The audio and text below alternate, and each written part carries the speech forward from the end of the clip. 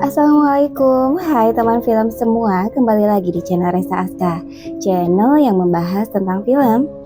Gimana kabar kalian semua? Mudah-mudahan dalam keadaan baik ya. Kali ini saya telah merangkum sebuah film yang menceritakan tentang seorang wanita sukses yang berprofesi sebagai komikus cerita-cerita hantu dan cerita-cerita pembunuhan. Hingga suatu hari cerita-cerita fiksi soal hantu dan pembunuhan tersebut menjadi sebuah kenyataan.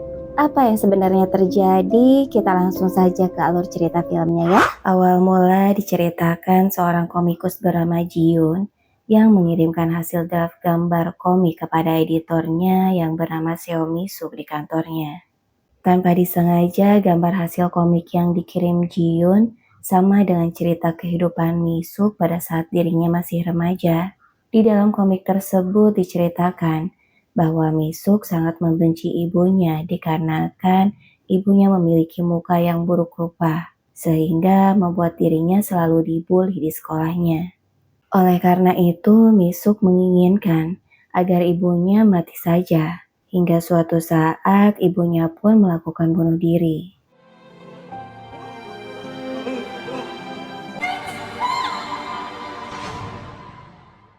Setelah melihat komik hasil dari Jiun, Misu kemudian marah dan menghubungi Jiun. Dia bertanya, bagaimana Jiun sampai tahu rahasia tentang kematian ibunya. Karena pada saat itu hanya dirinya dan ibunya yang berada di sana. Namun lampu kantor Misu pun tiba-tiba padam. Dia pun kemudian mengambil sebuah pisau untuk berjaga-jaga jika ada seseorang yang menguntitnya. Keesokan harinya, Misuk ditemukan telah meninggal dunia dengan sejumlah luka sayatan di sekujur tubuhnya. Detektif yang menangani kasus ini bernama Lee Ki-cheol dan Kim Young-soo. Mereka mengatakan bahwa perkiraan kematian Misuk pada pukul 1 dini hari dan pertama ditemukan oleh petugas kebersihan kantor. Terlihat pada CCTV tidak ada satupun orang yang masuk dan keluar setelah pukul 11 malam. Ki-cheol kemudian menyuruh Hyung-soo untuk memeriksa ponsel Misuk dan mencari tahu catatan panggilannya. Mereka pun kemudian memeriksa komputer Misuk dan melihat gambar komik yang sama persis dengan posisi Misuk meninggal. Di tempat lain, Jiun yang sedang dalam perjalanan pulang dikagetkan dengan kemunculan seorang anak kecil perempuan di tengah jalan. Jiun pun hampir saja menabraknya. Jiun kemudian membawa anak tersebut untuk mengantarkannya pulang. Di tengah perjalanan, anak tersebut berkata bahwa namanya Mi-jin dan berumur 16 tahun. Namun Jiun berkata bahwa dirinya terlalu muda untuk perempuan yang berumur 16 tahun. Palingan baru berumur 10 tahun. Anak kecil tersebut berkata bahwa saat berumur 10 tahun itulah dirinya mati. Tiba-tiba anak kecil tersebut menghilang. Radio mobil Jiun pun menyala dan terdengar suara anak kecil yang meminta tolong dengan nada lirih kesakitan.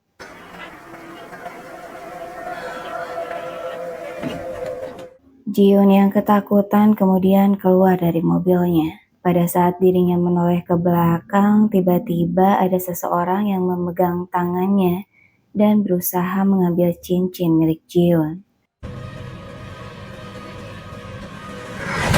Jiun pun kembali masuk ke dalam mobilnya dan melihat sosok anak kecil yang berlumuran darah di seluruh badannya dan kemudian menghilang. Dan tiba-tiba ia muncul di jok belakang mobilnya. Jiun pun kemudian pingsan. Pagi pun tiba. Jiun terbangun di mobilnya dan melihat bekas luka di jarinya. Sementara itu di ruang otopsi, Ki-cheol bersama dokter forensik memeriksa mayat Misuk. Tidak ditemukan sidik jari orang lain di tubuh Misuk. Begitupun di pisau yang digunakan untuk menyayat tubuh Misuk. Dokter forensik mengatakan secara ilmiah, Misuk melakukan bunuh diri. Namun naluri Ki-cheol beranggapan bahwa hal ini adalah pembunuhan. Dia pun mengutarakan hal itu kepada atasannya. Dia kemudian memperlihatkan gambar-gambar komik yang ada di ponselnya persis dengan kejadian kematian Miso. Di suatu tempat, Jiun mendatangi seorang psikiater dan menceritakan kejadian yang menimpanya. Dia bercerita bahwa dia bermimpi, tetapi seperti kenyataan tentang hantu seorang anak kecil perempuan yang mengganggunya. Psikiater tersebut mengatakan bahwa hal itu adalah sindrom Alice in Wonderland, di mana dunia fiksi dan realitas bentrok. Dan hal itu gejala yang kadang didapatkan oleh seorang seniman seperti Jiun. Dia pun menyarankan agar Jiun beristirahat. Sementara itu di kantor polisi, Kichyo membaca sebuah cerita komik karya Jiun lainnya tentang kematian seorang pria yang berprofesi sebagai tukang kremasi jenazah. Pada saat sedang asik membacanya, Yongsu pun datang dan mengatakan bahwa keluarga Misuk percaya bahwa Misuk tidak mungkin bunuh diri karena dirinya tidak mempunyai alasan untuk melakukan hal itu. Kembali ke kediaman Jiun. Pada saat dirinya sedang beristirahat, tiba-tiba Jiun mengalami kembali hal serupa, seperti dirinya bertemu dengan hantu anak kecil bernama Mijin. Namun kali ini Jiun diganggu oleh hantu yang menyerupai Misuk. Di dalam mimpinya, Misuk berusaha untuk membunuh Jiun. Tak berselang lama, Kichyo dan Yongsu pun datang ke kediaman Jiun. Mereka memberitahu Jiun bahwa Misuk telah meninggal dengan cara bunuh diri. Mereka menanyakan keterlibatan Jiun akan kematian Misuk.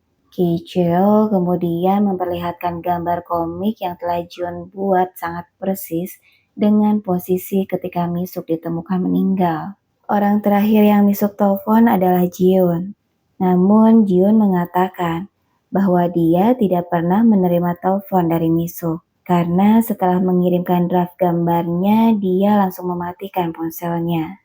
저만의 것이라는 증표죠. Kichyo kemudian memperlihatkan hasil otopsi tubuh Misuk. Pada mayatnya ditemukan luka sayat di sekujur tubuhnya dan lubang tusukan di lehernya.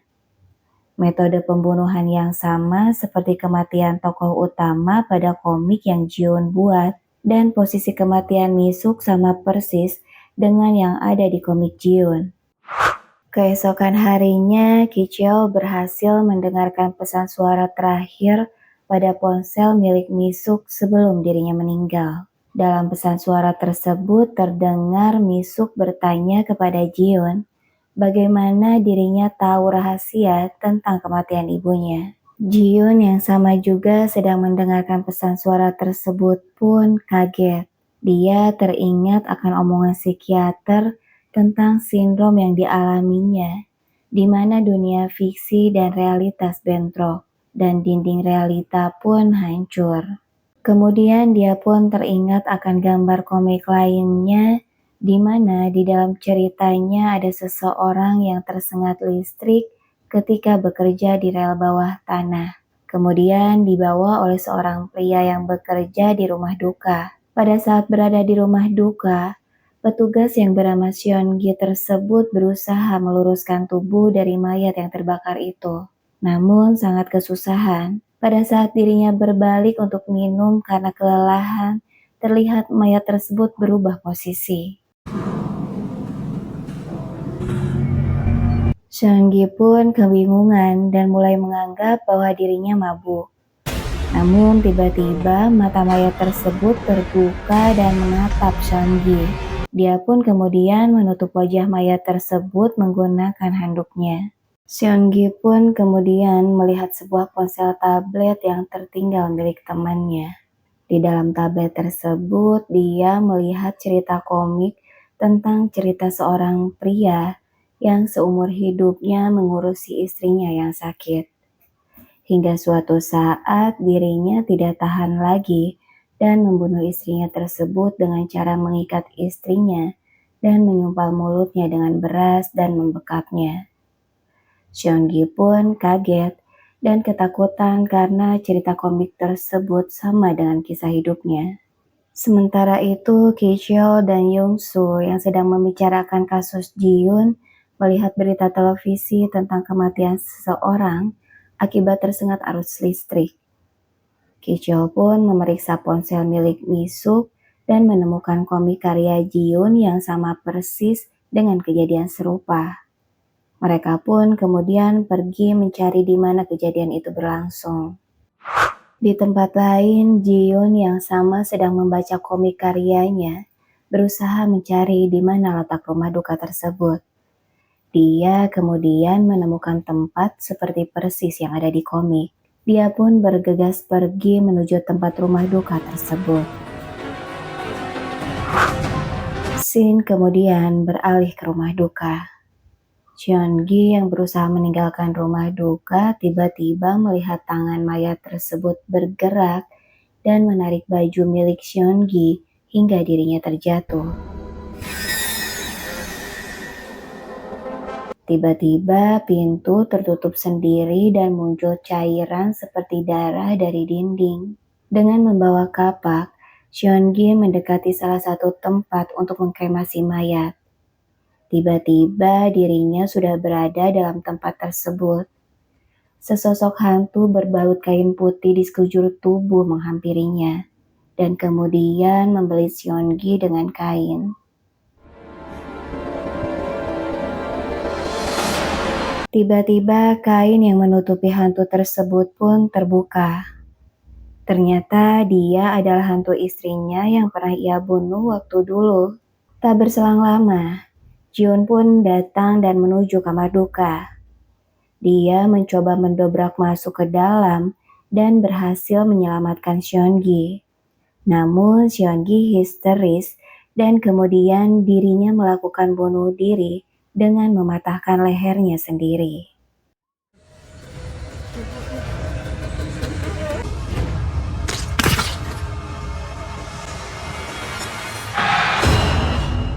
Ji-yoon hanya bisa terdiam melihat hal itu. Ki-cheol dan Young-soo pun datang dan kemudian menahannya. Dia didakwa telah melakukan pembunuhan terhadap Cheon-gi. Ji-yoon mengatakan bahwa dirinya berusaha menyelamatkan Cheon-gi, namun Ki-cheol tidak mempercayainya. Dia menuduh Ji-yoon membunuh Mi-suk dan Cheon-gi agar cerita komiknya viral dan menjadi sebuah sensasi, karena cerita komiknya menjadi kenyataan. Ki-cheol terus-terusan mendesak Ji-yoon untuk mengaku. Akhirnya Ji-yoon pun jujur berkata bahwa semua itu sebenarnya bukan cerita komik milik dirinya. Dia hanya menirunya. 그냥 베꼈다고. Ji-yoon bercerita bahwa pada waktu dulu sebuah hasil karyanya sukses besar dan dirinya menjalin kerjasama dengan sebuah penerbit. Namun kebahagiaannya tak berlangsung lama karena dirinya tidak memiliki ide untuk karya-karya selanjutnya. Dirinya tidak bisa membuat satu gambar pun. Hingga suatu hari, ada seseorang yang mengirimnya email. Di dalam email tersebut berisi cerita-cerita gambar pembunuhan. Ji-yoon tidak tahu siapa yang mengirimkannya dan alasan dia mengirimnya. Akhirnya Ji-yoon meniru cerita dan gambar-gambar tersebut dan kemudian mengirimkannya ke penerbit. Tak lama kemudian, Ki-cheol berhasil melacak alamat IP pengirim email tersebut. Dia berada di Happy Mansion Jungreung, tempat tinggal yang sama dengan Ji-yoon waktu dulu. Ki-cheol kemudian memperlihatkan sebuah foto seorang gadis kepada Seo-hyun dan menanyakan apakah Ji-yoon kenal dengannya. Mereka pun kemudian berangkat ke tempat tersebut. Di tengah perjalanan, Ji-yoon berkata bahwa 5 tahun yang lalu dirinya sering ditolak oleh penerbit dan merasa putus asa. Hingga suatu saat dirinya bertemu dengan Seo-hyun yang sedang dibully oleh teman-temannya. Karena dianggap aneh dan gila, dirinya sering menggambar hantu pada sebuah dinding. Ji-yoon pun kemudian membantunya dan membawanya ke tempat miliknya. Dan akhirnya mereka pun hidup berdua. Suatu hari tempat tinggal mereka dibakar oleh seseorang yang ingin mereka pergi karena menganggap Ji-Yoon dan Seo-hyun adalah orang gila dan aneh. Pada saat kebakaran, Ji-Yoon tidak menemukan keberadaan Seo-hyun dan hari itulah dirinya berpisah dengan Seo-hyun. Akhirnya Ki-cheol dan Ji-Yoon pun masuk ke dalam tempat tinggal Ji-Yoon. Mereka mendapati sebuah komputer yang masih aktif menyala dan menemukan sebuah cerita komik karya Seo-hyun. Ki-cheol beranggapan bahwa Seo-hyun adalah pelaku pembunuhannya. Dan Ji-Yoon pun hanyalah seorang peniru yang memanfaatkan gambar dan cerita milik Seo-hyun. Ji-Yoon berkata bahwa pembunuhnya adalah hantu, bukan Seo-hyun. Namun Ki-cheol beranggapan siapapun pembunuhnya, sumbernya adalah 내가 Seo-hyun. 가장 궁금한 건 Tiba-tiba Ji-Yoon mendapatkan pesan dari Seo-hyun agar menyuruhnya untuk kembali ke halaman gedung tempat tinggalnya dulu. Ji-Yoon pun kemudian kabur dan membawa mobil milik Ki-cheol untuk menemui Seo-hyun.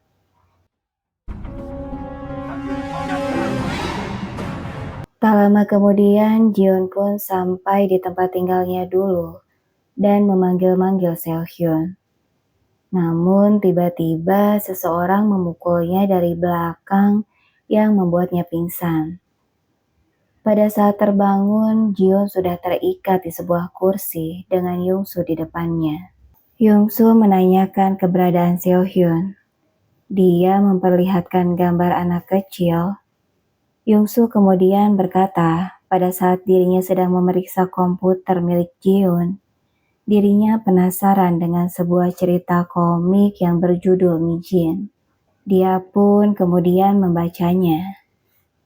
Di dalam komik tersebut diceritakan, 6 tahun lalu seorang pria sedang dalam perjalanan menggunakan sebuah mobil menghubungi pacarnya dan berkata bahwa dirinya telah diterima menjadi anggota kepolisian dan mengajak pacarnya tersebut untuk kemudian menikah. Namun karena terlalu bersemangat, pria tersebut menabrak seseorang. Kemudian dia menemukan seorang anak kecil perempuan yang berlumuran darah sedang merintih kesakitan berada di bawah mobilnya. Pada saat akan membantunya keluar, pacarnya kembali menghubunginya dan berkata bahwa ayahnya telah merestui akan pernikahan mereka. Pria tersebut kemudian tiba-tiba mengurungkan niatnya untuk membantu gadis kecil tersebut dan membiarkannya mati. Young-soo berkata kepada Ji-Yoon bahwa kejadian itu tidak disengaja. Dan bagaimana Ji-Yoon dan Seo-hyun bisa mengetahui akan hal itu. Young-soo pun akan membunuh Ji-Yoon agar rahasianya tetap terjaga dan tidak ada seorang pun yang tahu. Pada saat Young-soo akan membunuh Ji-Yoon, tiba-tiba terdengar rintihan anak kecil yang meminta tolong. Kemudian lampu pun tiba-tiba mati. Pada saat lampu menyala, terlihat sesosok hantu anak kecil berlumuran darah. Young-soo yang ketakutan kemudian menembakkan pistolnya, namun hal itu sia-sia. Tak berselang lama, Ki-cheol pun datang dan melihat Young-soo yang sedang memegang pistolnya dan mengarahkannya ke kepalanya sendiri. Kepada Ki-cheol, Young-soo menyebutkan sebuah nama yaitu Mijin, hantu. Sebelum akhirnya dirinya tewas karena menembak kepalanya sendiri. Pagi pun tiba. Kepolisian pun telah tiba di lokasi kejadian. Kepala kepolisian mengatakan kepada Ki-cheol bahwa ini adalah murni bunuh diri. Namun Ki-cheol berkata bahwa hal ini bukan bunuh diri. Namun kepala kepolisian menyuruh agar Ki-cheol menutup mulut dan jangan berkata apapun kepada media. Karena jika tidak, maka Ki-cheol akan menyeret dirinya ke kasus yang lebih besar nanti. Kichol berkata dirinya mendengar 3 kali tembakan dan sebelum kematiannya, Yungsu mengatakan tentang hantu. Kepala kepolisian pun marah. Ia berkata bahwa peluru yang ditembakkan oleh Yungsu hanya 1 kali dan menyuruh Kichol berhenti bicara soal hantu. Kepala kepolisian pun kemudian pergi meninggalkan Kichol. Keesokan harinya, Kichol yang sedang menangisi kematian rekannya mendapatkan laporan. Pada saat Yongsu memeriksa komputer milik Jiun tempo lalu, dirinya sangat tertarik dengan gambar seorang gadis kecil bernama Mijin. Kichol kemudian teringat akan kejadian sebelum kematian Yongsu. Dia pun bergegas mencari info-info di dalam komputernya tentang kematian seorang gadis kecil bernama Mijin. Dia menemukan cerita komik yang persis dengan kejadian tersebut yang merupakan karya hasil Jiun. Sementara itu, Jiun yang sedang berada di rumahnya mendapatkan kembali sebuah email dari Seo-hyun. Email itu berisikan gambar-gambar komik. Pada saat itu, Seo-hyun berkata bahwa gambar buatannya merupakan cerita asli tentang orang mati. Pada saat kematian ibunya, dirinya menjadi sering dikelilingi oleh hantu-hantu dan dapat mendengarkan cerita mereka. Fakta kemudian terungkap. Ternyata Seo-hyun adalah anak dari Seogi, seorang ayah dan suami yang tega membunuh istrinya karena tidak tahan harus mengurus istrinya yang sakit-sakitan. Fakta kedua pun terungkap. Kebiasaan Seo-hyun menggambar cerita hantu di dinding ataupun di lantai masih sering terjadi. Hingga suatu hari Jiun menyuruh Seo-hyun agar menggambarnya pada sebuah kertas dan memanfaatkannya untuk dijadikan hasil karyanya. Dan ternyata gambar-gambar tersebut mendapatkan respon yang sangat baik dari penerbit dan penggemarnya. Fakta ketiga, kebakaran yang terjadi di rumah Jiun merupakan perbuatan Seo-hyun. Seo-hyun sengaja membakarnya karena mengetahui bahwa selama ini Jiun mempublikasikan gambar-gambarnya. Seo-hyun berkata bahwa cerita-cerita ini adalah cerita asli tentang kematian seseorang. Seharusnya Jiun tidak boleh mempublikasikannya. Jiun yang diliputi keserakahan pun marah dan memukul kepala Seo-hyun dan berusaha menyelamatkan gambar-gambar miliknya. Jiun pun kemudian meninggalkan Seo-hyun. Pada saat Jiun akan meninggalkannya, Seo-hyun menarik cincin yang ada di jari Jiun yang membuatnya berdarah dan meninggalkan bekas luka. Karena dirasuki keserakahan dan ketamakan, Jiun pun kemudian mencekik Seo-hyun dan membunuhnya kemudian meninggalkannya. Sekarang Jiun hanya bisa menyesali perbuatannya dan meminta maaf kepada Seo-hyun atas apa yang telah dilakukannya.